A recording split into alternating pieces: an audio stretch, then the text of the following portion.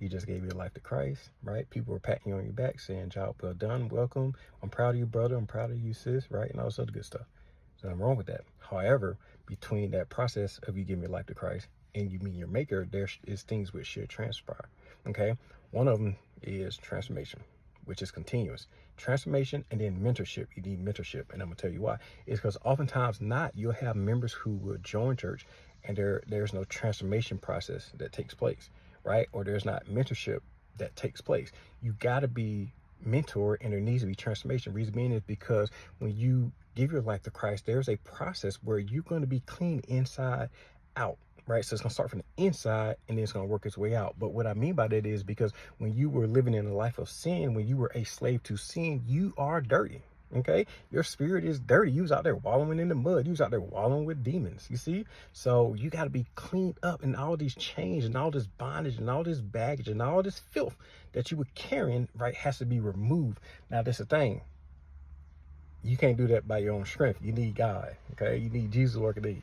So with that being said, that transformation process is ongoing because, okay, yeah, once you get cleaned up, you still should be seeking the Father's face. You still should be seeking that cleanness, that holiness, because you're living in the flesh.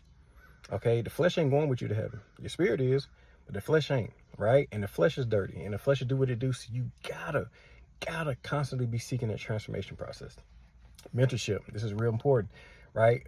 Reason being is because oftentimes not people join, right? And there may not be a mentorship process in place. So if there's not a mentorship process in place, who is looking after you to make sure that you are developing the way you need to be developed?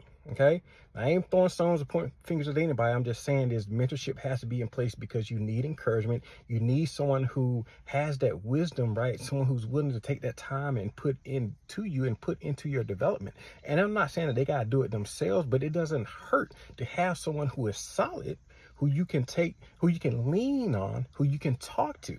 Yeah, we know, yeah, we lean on Jesus and all stuff. I get it, but I'm just saying, like, someone who is making sure that you're doing what you're supposed to do, that you're developing in the manner in which you're supposed to. Mentorship's important on this journey, man, because you can learn from those who went before you, right? And that should be constant as well, because there may come a time when, okay, you done been around for a while, now you're in a position of mentorship, you see?